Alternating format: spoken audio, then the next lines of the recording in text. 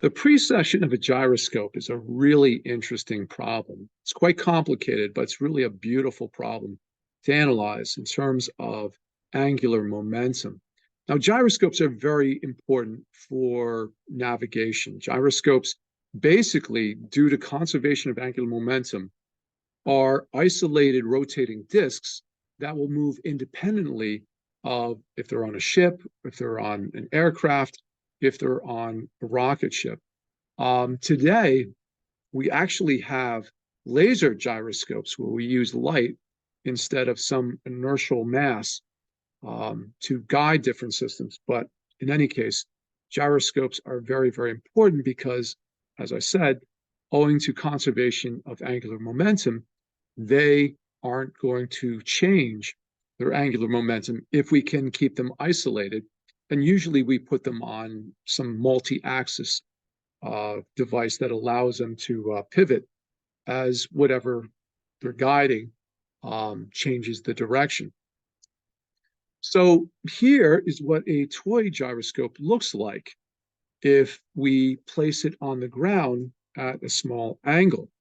And again, by conservation of angular momentum, we would expect that if the gyroscope were just straight vertical, it would just stay there and keep spinning. The spinning top tends to just hang there if its vertical axis is perpendicular to the ground.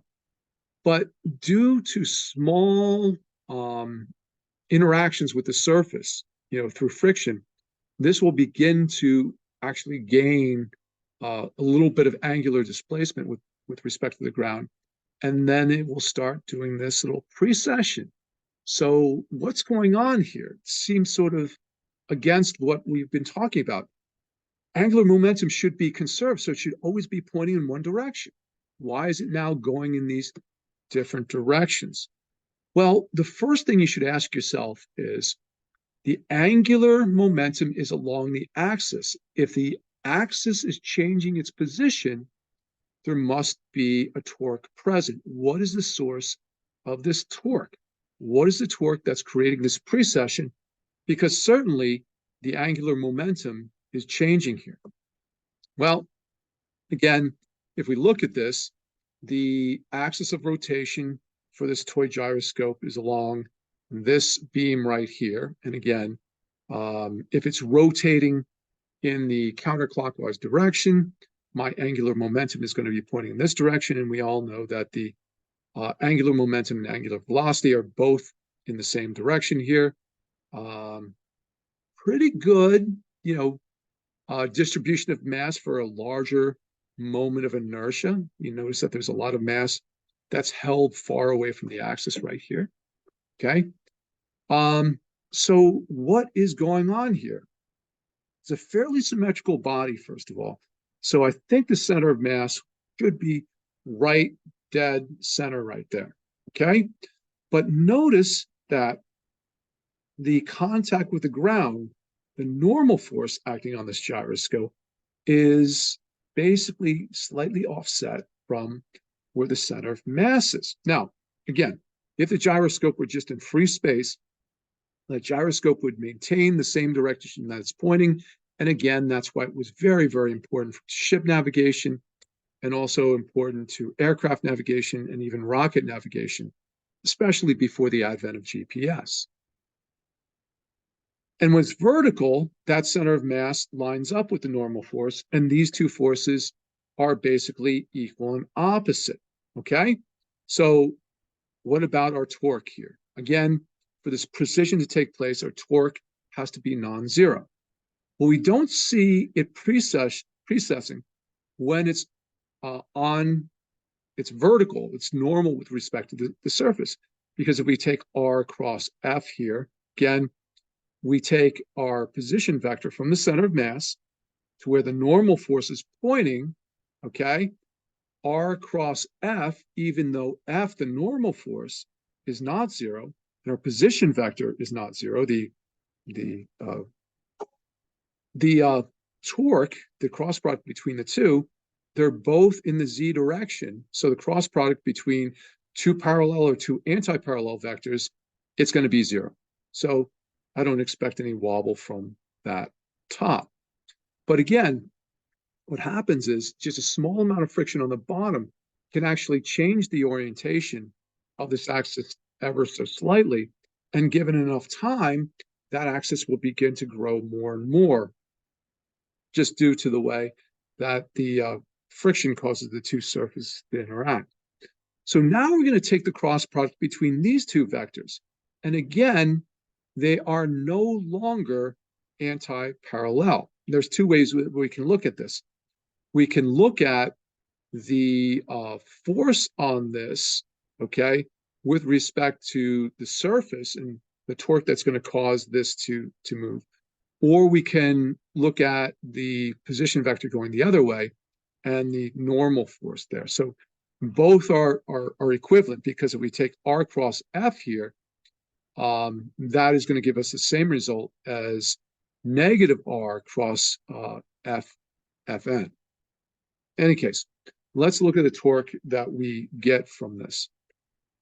Okay, we point our hand in the direction of the R vector, and we rotate, and then rotate our fingers in the direction of the force of gravity. So R cross F. So we're going this way here, okay? And that is going to give us a torque that points into the page. So there's going to be a torque pointing into the page in this particular case.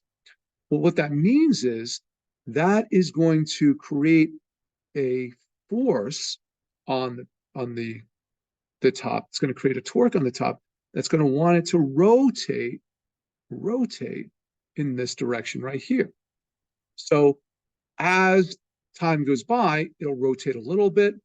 L will get a little bit of a component into the page, so now it's over here. Then if we recalculate this, we'll see that DL is again along the tangential direction of the circle.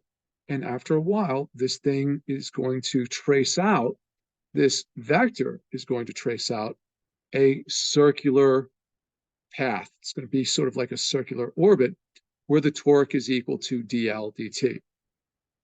Okay, so looks kind of strange, but again, the force of gravity pulling on this off center from this pivot point right here is going to cause the whole top to begin to rotate around here. Now, if we look at this, the torque is equal to R cross Fg. We know that Fg in this case is M times G.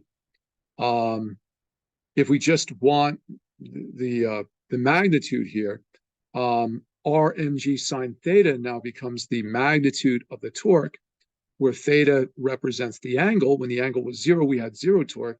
But as this angle becomes greater and greater, the speed at which it moves around the circle right here becomes larger and larger. So we get dl, okay, which is the infinitesimal change in the angular momentum, is equal to Rmg times sine theta. We're going to move the dt to the other side, okay? So here's our equation right here. I'm going to make a substitution and say that d phi represents dl over L sine theta, okay? Roughly, this dl now is going to be divided by L sine theta, and I divide the other side by L sine theta. This sine theta and this sine theta cancel out right here. And what d phi represents is the rate at which the L vector changes its position angularly, okay? So here, d phi is dl, okay, divided by L sine theta. L is the total angular momentum vector. L sine theta represents the direction along the radius of this precession right here. So d phi is dl, L sine theta, representing how this changes in terms of the angle phi. So sine theta cancels out with sine theta. We get that d phi dt is equal to R mg L, which equals some angular precession frequency, okay?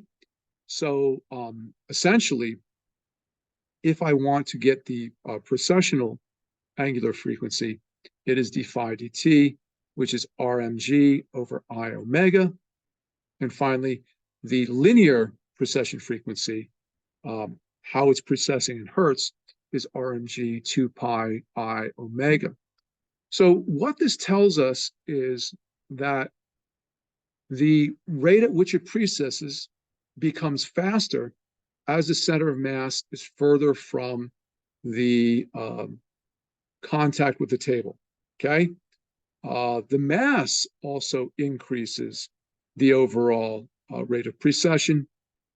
G, of course, is the acceleration of gravity. That's constant on the surface of the Earth, okay? I represents the moment of inertia. So as m gets larger, I gets larger, but as the mass is more distributed away from the center of the body, that will decrease. That will create more rotational inertia and decrease the rate at which it precesses. And then finally, the rate at which it spins is inversely proportional to the rate at which it precesses. Look pretty complicated, but really all you should really consider is how torque is created in this particular system, because all you need to know is if there's a torque acting on this, this is going to change the angular momentum. And in this particular case, it changes the angular momentum, causing that vector to precess around in a circle. We see this on many different objects. We see this on a spinning top, on a surface, but we also see this for the planets. Now, the source of this precession is a little bit different, okay? In this particular case, the precession was happening because your center of mass was away from the point of rotation right here, okay? It was in contact with the surface right here, okay? In the case of precession, our planet precesses because of the gravitational force from the moon, from the sun, and to some extent from the other planets. So they create a force on the center of mass. I'm sorry, they create a force on the planet, causing it to precess around its center of mass. For the Earth, it precesses on its axis. It means that the North Star, which the North Pole is currently pointing at, was not always our North Star. Polaris, which is our current North Star, will soon, well, in thousands of years, soon rotate away from, or I should say, it won't rotate. Our axis will move away from Polaris. And as it does so, it's going to move into other constellations. So looking at this, at one time, a star called Thuban in the constellation Draco was our North Star. Currently in Ursa Major, Polaris, Ursa Minor, is the North Star. Eventually, I think that's Cephas. It'll go past Cygnus, and then finally, Vega will be our North Star in about 14,000 years. So this precession is really over a long period of time. It's over tens of thousands of years, but our Earth does precess on its axis, as in fact, most of the planets and even our moon has a precession associated with it.